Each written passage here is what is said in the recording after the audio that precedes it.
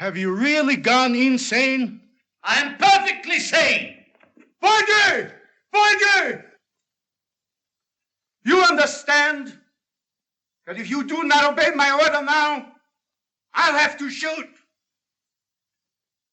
I dread to do that. I beg you, man to man, come back. It's damn nice of you, Raffenstein. But it's impossible. This is Criteria.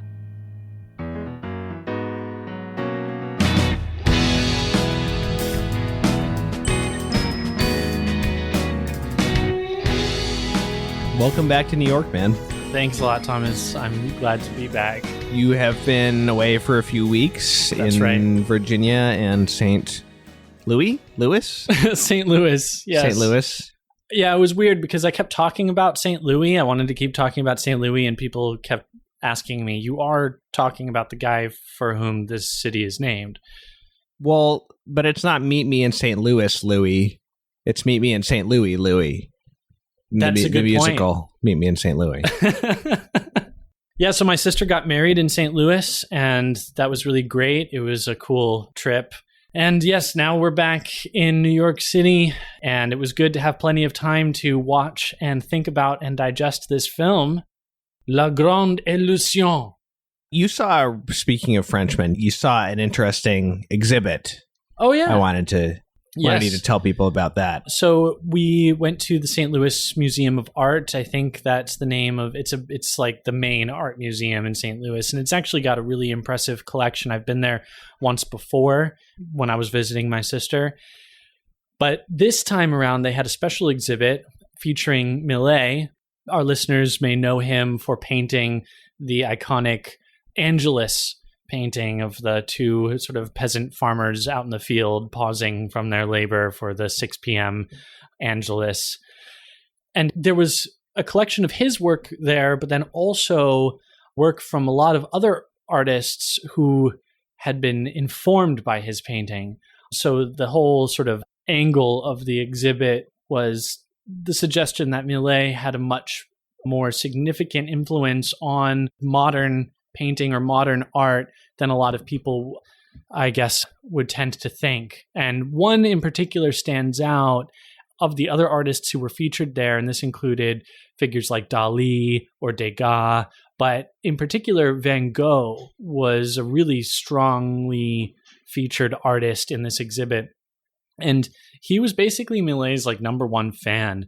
There were a lot of Van Gogh pieces there, including his Starry Night, which is, a classic. But I didn't realize that may have been informed by a night sky painting that Millet had done. That was just really amazing to see. It was a really masterful piece.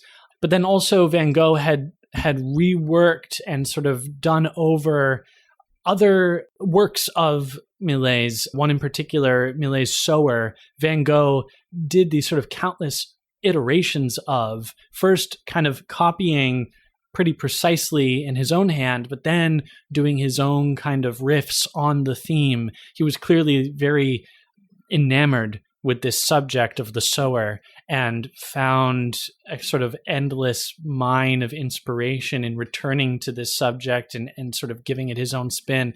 So that was really, really gratifying to see, to kind of see this dialogue between artists and this newness that could come out of, returning to something. I think that like in this postmodern age, there's a kind of cynicism or a sadness, a kind of despair of like everything's been done already and there's nothing new under the sun. And I think you see that in the way that things are rehashed or appropriated, especially in a form like collage.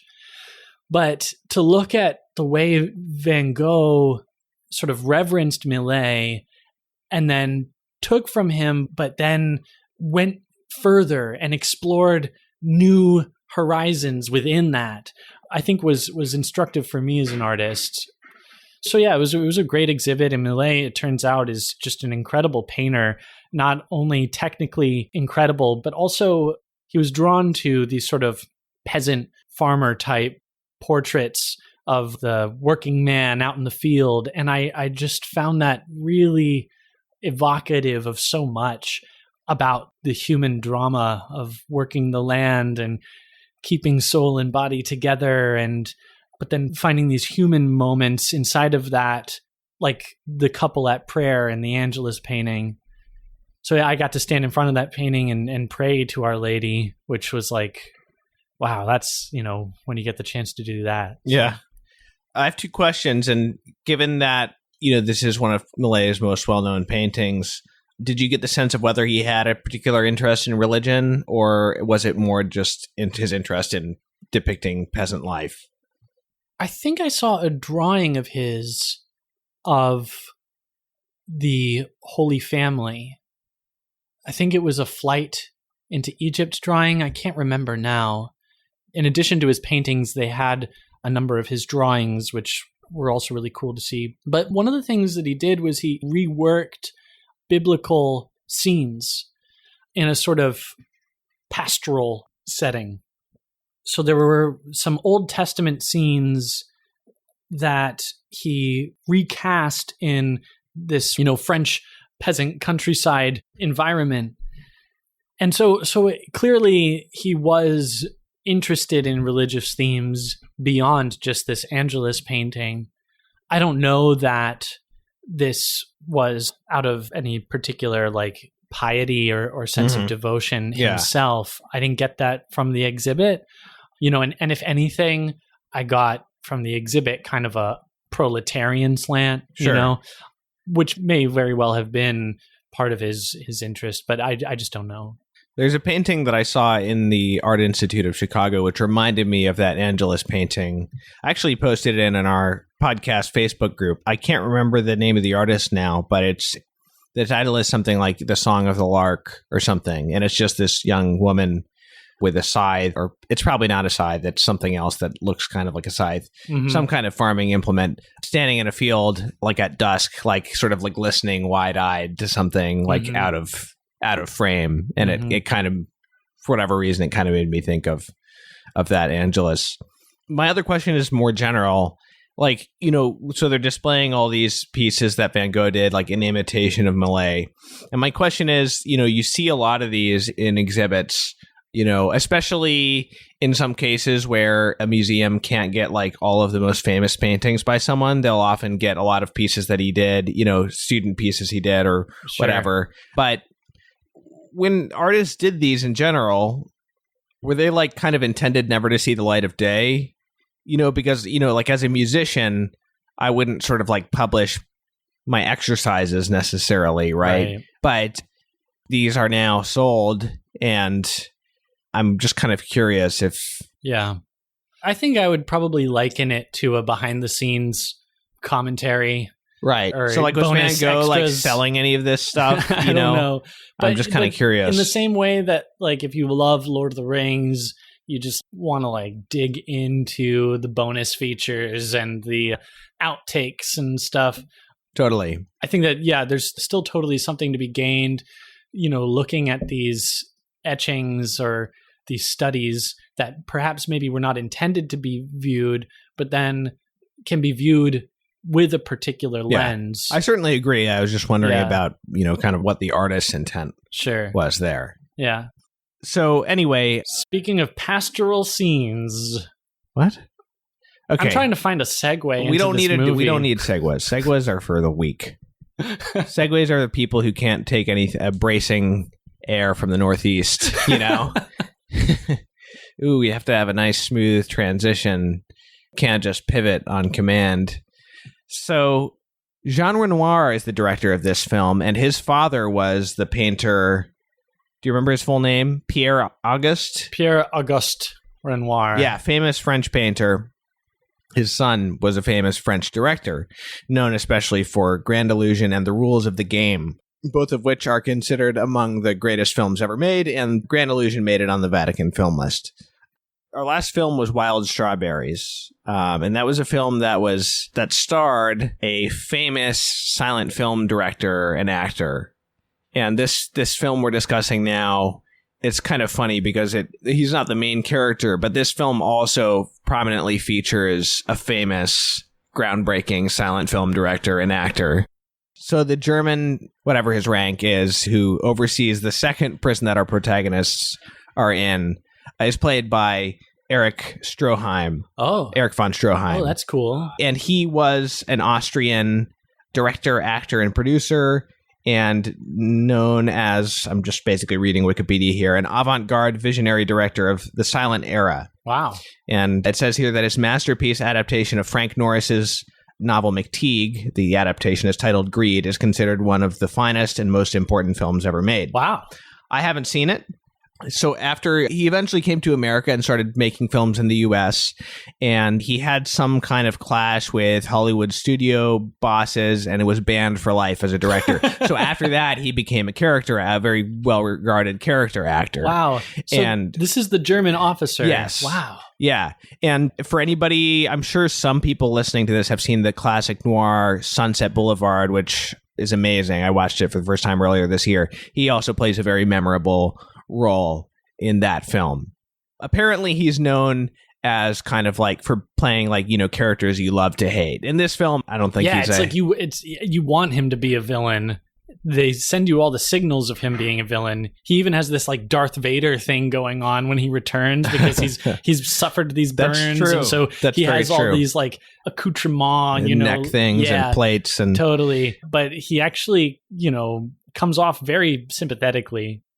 Yeah. There's a lot to say about this film. Sorry, this is kind of like apropos of nothing, but there's just two quotes from Stroheim that I wrote down that I just thought were very striking, and they're not about this film. First, he's commenting on the work of another director. He says, Lubitsch shows you first the king on the throne, then as he is in the bedroom. I show you the king in the bedroom so you know just what he is when you see him on his throne. And then the other one is, if you live in France, for instance, and you have written one good book or painted one good picture or directed one outstanding film 50 years ago and nothing else since, you are still recognized and honored accordingly. People take their hats off to you and call you maître. They do not forget. In Hollywood, you're as good as your last picture. If you didn't have one in production within the last 3 months, you're forgotten, no matter what you have achieved ere this. Wow. Actually, that bit is kind of relevant to this film, Grande Illusion. What? Kind of like this idea of like honors that are paid kind of like once you enter into a certain class. Right. Because this film deals with like the decline of kind of like the nobility in Europe at the time of World War I. Yeah. I mean, that's why I ask, like, is this really a prison escape movie? You know, that was how it was billed to me. And I guess this was very influential on later prison escape movies like The Great Escape, right? Which makes sense. Like The Grand Illusion, The Great Escape. It's like signaled to you in the title. But I don't know. Watching this film, I just got the sense that the actual prison escape was almost like a footnote. It happens kind of like as a matter of course. And it seems like Renoir is much more interested in other things. I think I agree with you because most of the enjoyment of watching the movie does not come from their attempts to escape prison. It comes from just watching these characters interact. That's right. And also to the characters themselves, to a certain extent, it almost seems like somewhat of a matter of indifference. I know whether they escape. It's so like bizarre. It's like a project they have. It's like a pet project they have that they're working on. Yeah, well, part of the reason why, like most of my interest in the film, the degree to which I'm invested in the film, doesn't really rest on the drama of the prison escape, because the stakes all along the way seem to be so low. That's very true. That's very true. First off, they're treated super well at these let's prisons. start with like the scene where our two main characters are first shot down, and these two French officers and Marechal are shot down by Rauffenstein, Stroheim's character. He says, "Go out and find the plane I just shot down, and if they're officers, bring them over for lunch." Yeah. So immediately you get this sense that like this is a different kind of time period and a different kind of war. Whether it's completely accurate description, I don't know. Right. That was my question. This film was made in 1937. Yeah. So I guess they're depicting World War I. Yeah. Yeah. And this is before World War II. Notably, we're seeing Germany depicted before World War II. So that was something I kept thinking about, kind of going back, watching this film, like, wow, this is made in 1937. This is before the atrocities that Nazi Germany is going to, what's the cliche? When you say perpetrate, yes, perpetrate on the world. And so there's a kind of innocence in the way Germany is portrayed in this film. And there's this sense of civility and manners in the way that these opposing sides deal with one another. Yeah, there's a real chivalry. There's a virtue of, I mean, respect for one's enemy. Yeah.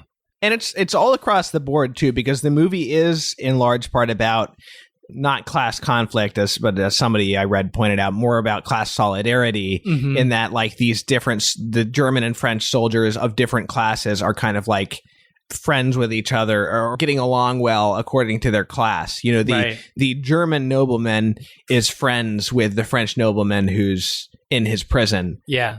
But the manners still kind of apply across the board. I mean, yes, he gives special treatment to the guy who's also a nobleman, but he's pretty nice to everybody. Everybody's pretty nice to everybody. Yeah. You know, like the first prison that they end up at, you feel like they're a bunch of sort of like up to no good teenagers at an all boys boarding school or something. Like you a know? hostel or something. Yeah. It's like, you know, like they're pulling like pranks on the guards or something, you know, and it's so bizarre, like the kind of excuses they'll come up with, like, oh yeah, I'm going to go check on what's going on.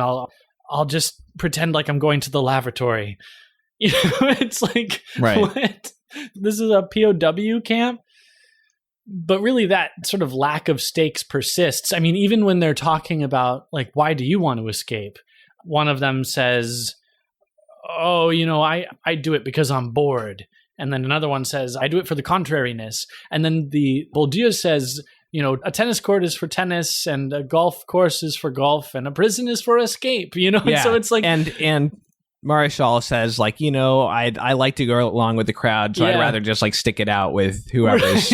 Right. So it just seems like they're just doing it for fun. There's one gesture in the direction of, oh, this is a matter of life or death, when they hear about another prisoner who's been shot for trying to escape. But then later we come to find out that Bourdieu and Maréchal have both tried to escape numerous times at numerous other camps. That we haven't even seen. But apparently they've been forgiven at every step along the way. Right. And now they're like here at this, the big bad maximum security castle. The only time you see desperation is when Maréchal is put in solitary at one point in the film. That's right. You know, it's funny, like we were talking about the stakes being low, that makes you see the self-sacrifice that Bourdieu makes so that his two fellow prisoners can escape in a different light, doesn't it? Right. Well, you know, the self-sacrifice to me seemed to be less about ensuring their escape and more about Bourdieu wanting to send a message or demonstrate something to Rauffenstein. Yeah, Rauffenstein. You know, like whether that is Renoir's intention or whether that's what the character is thinking or not, that's the impression that I got, precisely because the stakes were so seemingly low. By all accounts, they were living pretty well in the prison, especially with the parcels from Rosenthal, which seemed to continue even at this castle. And Bourdieu is being treated well by this German officer. Yeah. You know, they're drinking together and they're walking and talking. And there's also the element of, you know, this issue that they discuss later in the film of like the nobility becoming obsolete and how it's better for a nobleman to die in war. Yes. And so what does he say? A tennis court is for tennis, you know, a prison is for escaping, and, you know, a nobleman is for acting nobly. Yeah. You know. But this is why I really want to ask the question, like, what is Renoir up to with this film? Like, what do you think he's doing here? Because, yeah, it just doesn't seem that he's trying to make this really exciting and daring prison escape movie. Yeah. Because if he was, he could have made so many different choices in terms of, even with this German officer, making him into this big bad, the sort of final boss that they have to defeat. But he's not really that. And also, the movie has this strange progression. I kind of see it as being in 3 distinct acts, because the first act, which is the opening and then their first prison where they're at, feels very different from the other 2 acts, which I would identify as Act 2 being in the castle prison, and then Act 3 / kind of an epilogue being Rosenthal and Marechal during their escape and their stay with this woman and her daughter in the German countryside. But at each step along the way, the primary focus doesn't seem to be upping the drama and upping the excitement of this daring plot to escape, as it would be in other prison escape movies that we might know about. There seems to be another focus at each stage that Renoir is more interested in examining. One question I did have is, like, why do they wait until halfway through the film to reintroduce the character of Rauffenstein, who's there at the beginning as the officer who shoots down Marechal and Bourdieu in their plane and has them to lunch, and then later returns as the guy who's overseeing the second prison in the film. Right. And I guess it's because that first prison is just kind of to, like, establish kind of what you've said, like establish the camaraderie between the French characters and between the French and the German characters, and to kind of establish that, like, this is a different kind of situation than you might expect, right? And establish the relatively low stakes, right? And then you can get into a little more action. You know, there's less time spent at the castle than there is in the first prison. It's a little more plot driven, and it's a little more driven by, I mean, it's a little more compact and concise in its treatment of the themes of kind of nationality and nobility. Yeah, there's a lot of strains that we could follow here. I think taking one of them, and if we wanted to look at this sort of class element, I think that in the first act, we really see Bourdieu vetted by the proletariat French guys. They ask, there's the one character who asks Marechal, like, you know, that officer, can he be trusted? And Marechal himself and Rosenthal, I guess all of them are officers because they're staying together. Yeah. But Bourdieu clearly carries himself with, whether he's a higher ranking officer or not, I don't know, but he also comes from this noble lineage. And so he carries himself with a different bearing. He has different mannerisms and ways of approaching things. There's one point in the film where Marechal says, you and I, we've got nothing in common. And this is quite late into the film. Right. But I think that first act, one of the most important things that happens there is that Bourdieu sort of demonstrates himself to be, you know, like on Broheim. Yeah, totally. So when the German officer, getting back to your question, is brought back, he kind of exists as this foil to Bourdieu because he definitely sees himself as separate and distinct. And he attributes this to the French Revolution. Right. You Frenchies and your French Revolution. The fact that Bourdieu, you know, really respects the lower class people. Right. Would sacrifice himself for them. It's, by the way, I don't know about you, but I think Bourdieu is, like, incredibly cool. Yeah. In this film. They're both super cool. Yeah. Marechal and Bourdieu are, like, they typify coolness in different ways. Right. You know? Yeah, Bourdieu is more like, I don't know, Marechal is more, I don't know who you would compare him to, more down to earth. Bourdieu is more like almost like a James Bond. Totally. He's like the super spy. Super witty and like... Yeah. Just like his little smirks that he has. And I just think he's, like, incredibly cool. But Marechal is really charming. He's got this great sense of humor. He's like, you know, a man's man kind of vibe. Yeah. You know, this is probably wrong, but, like, you know, how entertaining it is and how entertaining the characters are. This film feels almost American. And I'm sure that, like, definitely there are entertaining European films. I feel like we don't hear about them as much. The only one I can think of off the top of my head is the film Ronin with Jean Renoir. Not Jean Renoir, sorry. Jean Reno. Yeah. Similar to Jean Renoir.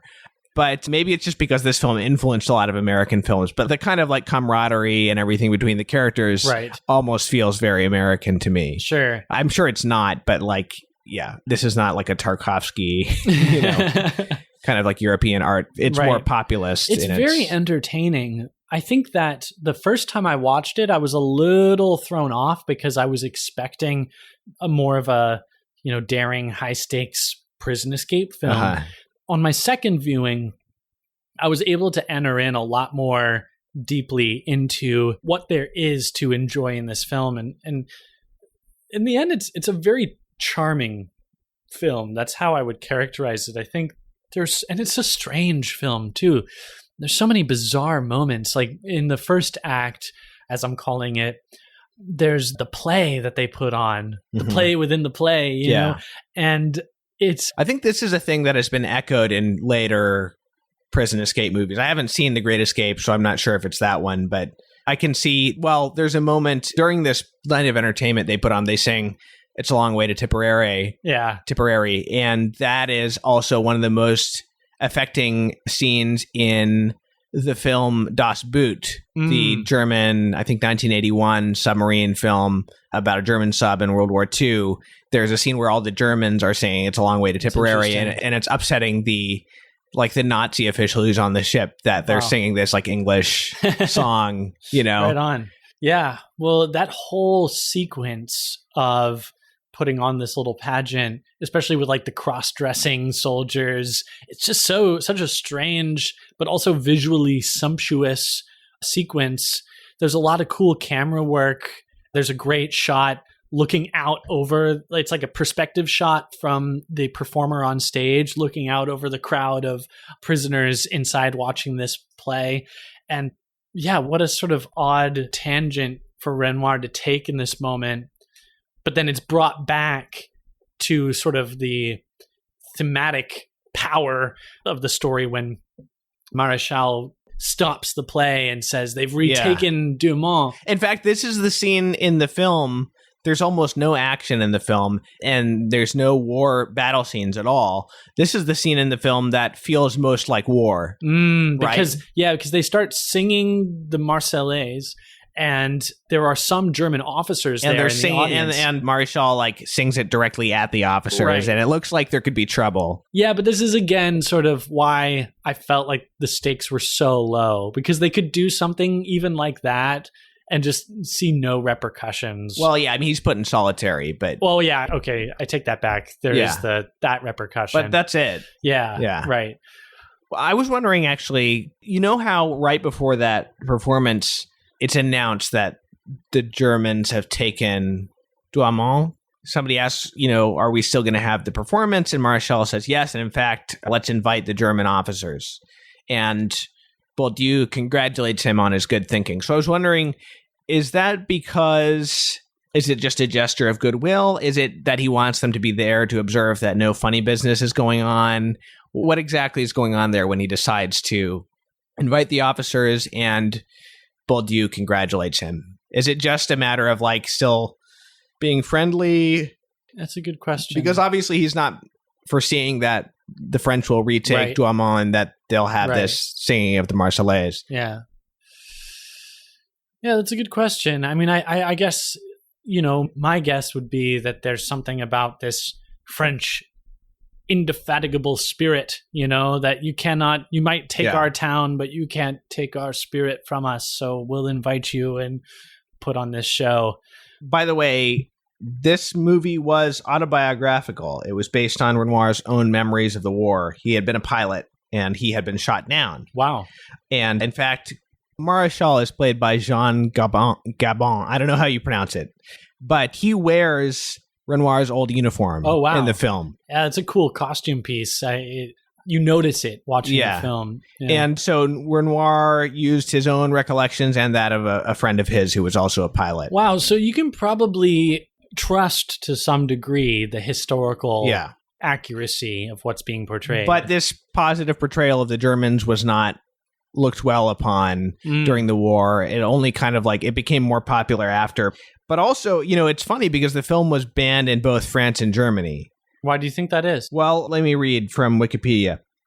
After the film won a prize at the Venice Film Festival for Best Artistic Ensemble in 1937 and was nominated for the International Jury Cup, the Nazi propaganda minister Joseph Goebbels declared La Grande Illusion cinematic public enemy number one, and ordered the prints to be confiscated and destroyed. Wow. Fearing a decline in fighting morale, French authorities banned the film in 1940 pour la durée des hostilités, as long as the war should last. Wow. The ban was renewed by the German propaganda Abteilung in October of the same year. When the German army marched into France in 1940, the Nazis seized the prints and negative of the film, chiefly because of its anti-war message and what were perceived as ideological criticisms pointed towards Germany on the eve of the Second World War. Yeah. Wow.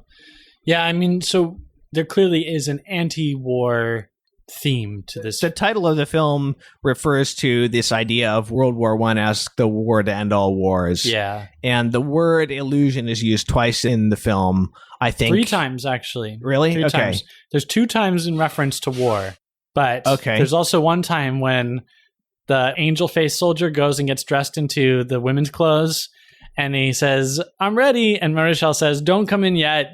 Don't ruin our fantasies. Seeing you will shatter our illusions." That's funny.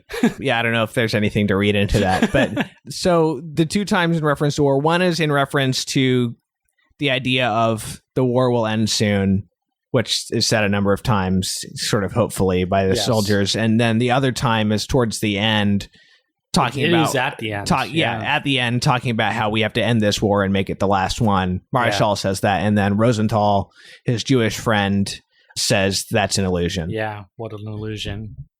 We talked about the kind of the chivalry and the manners and the decency displayed between the soldiers on the opposing sides. And what's interesting to me about that is that some people have said that this film romanticizes war in that way. To me, it feels almost more like an implicit criticism of war. Definitely. I mean, clearly there's a virtue in like treating prisoners of war well and like not treating opposing troops in a war as like your personal enemy. That almost highlights the absurdity of war in itself. And the fact that you can treat each other so well, it's like, well, why are we even fighting in the first place? And that doesn't mean that the chivalry and the decency that they display is just a pretense and should be dropped. I think it means that like maybe part of the purpose of that is to remind us that this should this should be ended as soon as possible, basically. Right. Yeah, I mean, there's a point in the film when a German officer guarding Maréchal when he's in solitary confinement says this war is lasting too long. Yeah. But yeah, at the beginning, the German officer says, "May the earth lie gently on our gallant enemy." Yeah. So it's like this civility, this consideration extends even beyond the grave. You know, it's clearly a virtuous thing. But I think that also we were talking about the dynamics of taking and retaking Douaumont. I think that was also a critique because first the city is taken by the Germans, then it's retaken by the French, and then, you know, within the next few minutes, it's retaken by the Germans again. And one of the other characters says, you know, there must not be much left of it. There must not be much left. Yeah. So I think much like Osgiliath. That's what I thought of. Yeah. Well, you know, you think about, like, what is this all about? But I think that the anti-war component of this film is not all that Renoir is interested in. I think it extends even further. And this speaks to a question that you posed on the Facebook group, asking if this was a globalist film. Right. It's definitely a humanist film. For sure. I don't think it's like a Marxist film, really. No, but, you know, there is that line at the end from Rosenthal when he says, "Frontiers were invented by man, not nature." Yes. And I don't know that that's entirely true, you know? I mean, like, yeah, obviously there is a sense in which that is a true statement, but to what degree is it a part of our nature to constitute ourselves in communities, in nationalities, you know, these frontiers that separate nations? Yeah. There's the kind of the absurdity of borders is highlighted at the end when the Germans are shooting at them from afar as they're trying to escape. And then they're like, oh, stop, they've reached Switzerland. Yeah. Stop shooting at them. And they're like, oh, good, so much the better for them. And you look at it and there's no visual, there's nothing to indicate that they're in a different state, but they are in a different state. Yeah. You know? Yeah. Yeah. I think that there is plenty in this to suggest that it's part of a kind of emergent globalist vision. In a beneficent kind of way. Or maybe in a naive kind of way. Right. Brotherhood of man, not so much like globalist, with all the connotations that it has now. Yeah. Yeah, but there's also a class interest. I mean, in the third act, when they're on this sort of farm with this German woman, Marischal has a moment in the barn with the cow. He says, "You're a poor cow and I'm a poor soldier." And we do our best. Yeah, we do our best. Yeah. So there's a class angle to the film as well. But for all of that, it's not, I don't know if it's so easy to sort of lock down. Renoir doesn't, I think, so tightly package everything that it's cut and dry exactly. Mm-hmm. But I think that you can say that he's obviously humanist. He's obviously somewhat in like the French Revolutionary tradition. Yeah, I mean, it's totally. the French Revolution is name checked, in the film. Yeah, right. As kind of like the source of this decency that Bourdieu has towards his. Yeah, talk about naivete. Well, I mean, it might be, I'm sure there's some truth to it. Yeah. But the reason why a French nobleman might have a different attitude towards the lower classes than a German one. Yeah, because if he didn't, they'd cut off his head. Yeah. Okay. So I think the helmets the Germans wear are cool. Well, yeah. I mean, this is a picture of pre-Nazi Germany. They have like pointy spikes on their helmets. I think that Renoir as a director really interests me, not just for the fact of who his father is, but that this is a very visually composed film. We've watched plenty of visually striking films so far on this podcast, but there's a real precision, I think, in the way Renoir uses the camera, where you can see the kind of deliberate visual sculpting that goes on. People talk about his tracking shots. Totally. The tracking shots are really cool. The one thing I've seen mentioned about this film, making it distinctive at the time, is the way it kind of makes the camera independent of the action, so that it'll be showing you something else while people are talking or whatever. It'll be kind of meander off somewhere else. Sure. Yeah. One scene that comes to mind is not the first dinner scene, but the second one when they arrive at the first prison camp. And it's the first time we're introduced to Rosenthal and the gang, and they're all sitting down to eat, and the camera is sort of panning across the table and moving from character to character as the conversation at the dinner table is unfolding. Right. And so you get this sort of immersive quality. It feels very vivacious, it captures something of the sort of being at table, feasting together. Right. But there are other moments too. When you're introduced to Raubenstein's quarters in the castle, the first thing you see is this big crucifix. And it pans down and you see an altar. So you see that his quarters are in what was once a chapel. Mm-hmm. So there's already kind of an irony. It's panning across. I don't know if the dialogue has begun yet between him and his servant, but it's panning across this table covered with weapons and all this gear and stuff, and then eventually gets to the servant who's making him coffee. Yeah. But there are even static shots that are very highly arranged. So one that I'm thinking of is right after the alarm has been sounded, they've done the roll call out in the yard, and Bourdieu is missing. And we get this shot of a frame within a frame. It's a sort of doorway leading through to these staircases ascending further into the castle, and soldiers are pouring out to go track down Bourdieu, and Raubenstein is slowly ascending the stairs. It's such a dynamic shot, but also so precisely composed. Again, in the first prison that they're in, there's a great shot of the prison yard sort of looking through this barbed wire fence that one of the characters tries to climb through, but he's told to go around. And we see the guard in the left part of the frame. We're looking through the fence. A horsed officer rides by, and then there's a group of soldiers marching.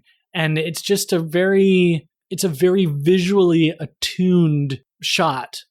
There's so much that Renoir does to drive the story forward visually without speaking or indicating in, explicit action. Like at the end, after Marechal and Rosenthal leave, and the woman, I forget her name, the German mother, goes to clear the table where they had been eating together. She takes her plate away, Rosenthal's plate away, Marechal's plate away, and leaves her daughter sitting at this table that now is too big.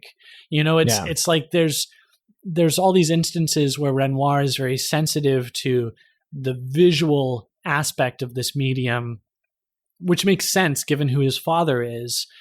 Even though there is a play in this film is not filmed as a play would be presented. It's not like a play script has been transposed into a movie, which you get that sense from a lot of earlier films. I've been watching all these super early silent films, like really short ones from literally the 1895 to 1905 or so. And because then they didn't have moving cameras. Right. That started when somebody decided to put a camera on a gondola in Venice. Wow. And he did a 30-second film of, and then somebody did it on the Nile as well. Yeah. And that was literally the first time they were able to move cameras was by putting it on a boat. So cool. But yeah, it's exactly like that. It's a still frame. They hadn't even figured out yet about cutting with continuity so that somebody exits one room, and that was an innovation when that happened, and then comes out in a way that matches, Sure. Yeah, so Renoir clearly is sensitive to this visual aspect to the medium and wants to paint things. I mean, the whole third act is just so visually gorgeous, of the German countryside that they're escaping through and the mountains, but even throughout. So anybody who has yet to watch the film, I'd say, try to track that. Look for where Renoir is really painting with the camera, especially the sequences where the camera begins to move. There's this great montage between Acts 1 and Act 2. Again, as I'm calling them, Renoir doesn't separate it out into these different acts, but I think clearly, for all intents and purposes, they are. But between Act 1 and Act 2, there's this cool montage of them going from prison camp to prison camp. We don't actually see them, but we see the camps, and the camera, it's mounted on a train, so you see the countryside, rolling by. This kind of is evocative of these early trips down the Nile. Right.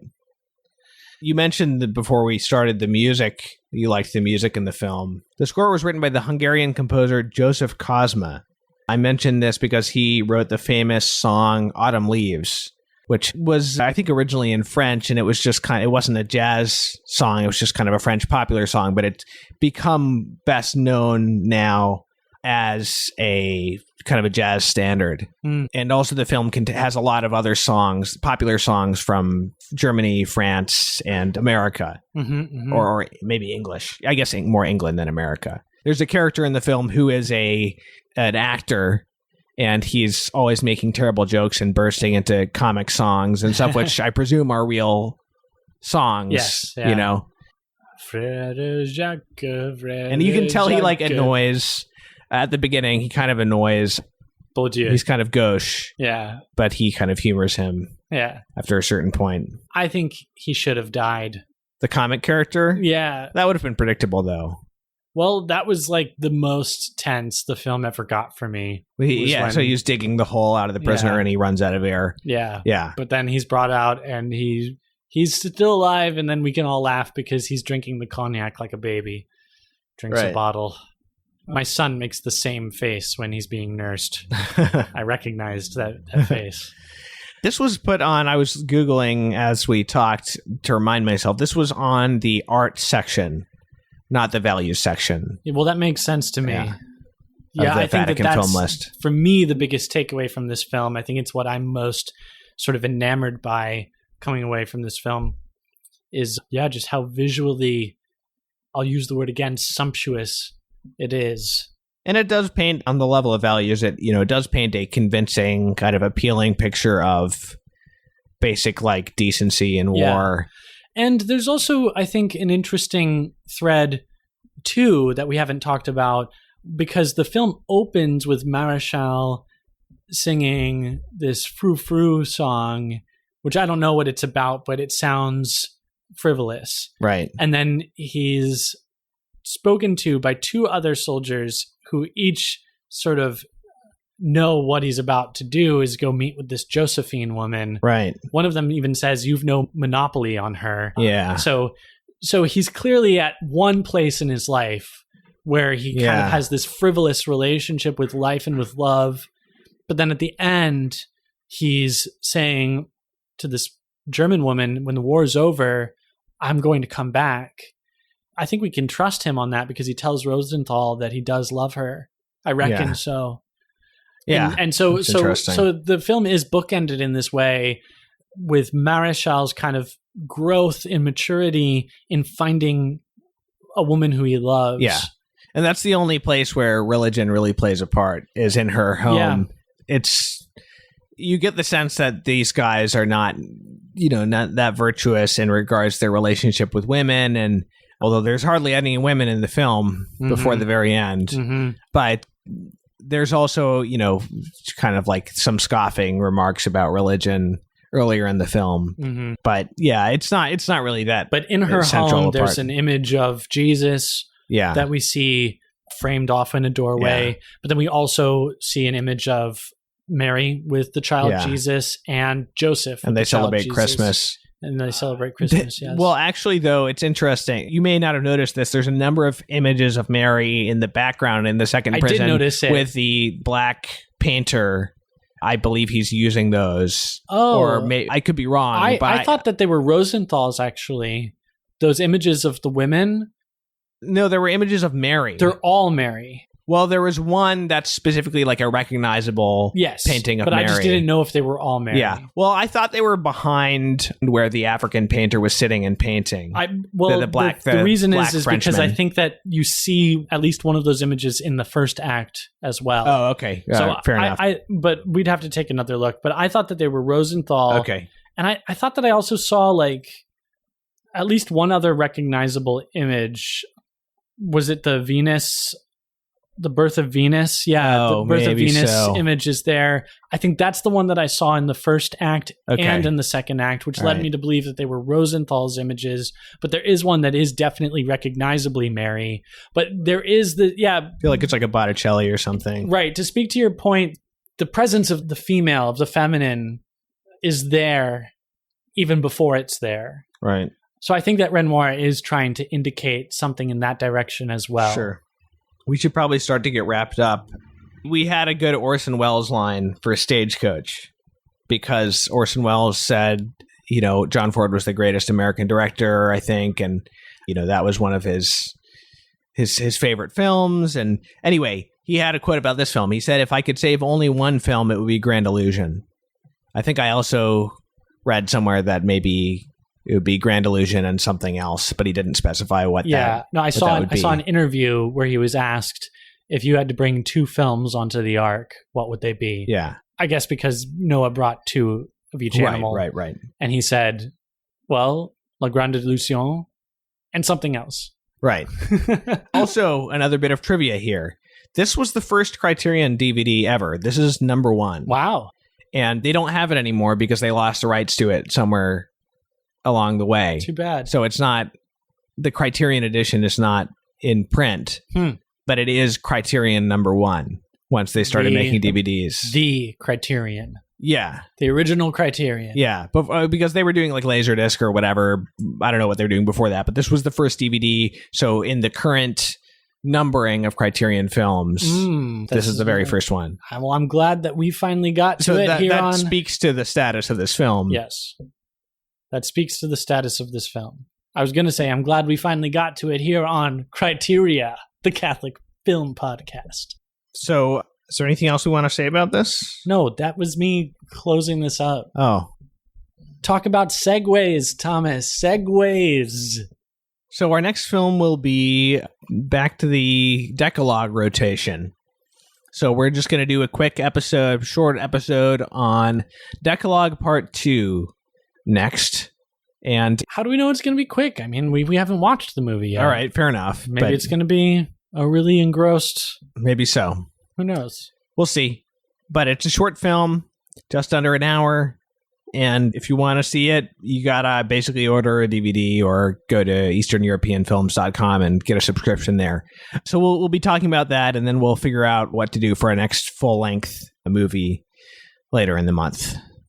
Thanks, everybody, for listening. And if you want to join our Facebook group, you're welcome to at facebook.com/groups/CatholicPod. So we'd be happy to see you there. Yeah, and if you've been enjoying this podcast, be sure to subscribe, let it come to you, and Absolutely. Drop us a review, if you would be so kind. Sure. Yeah, that'd be great. We always enjoy hearing from you, Yeah. so you can also write to us at podcast@catholicculture.org. Yeah, and I'm sure we'll get somebody reviewing this saying that how dare they sympathize with the Nazis, but that them's the breaks.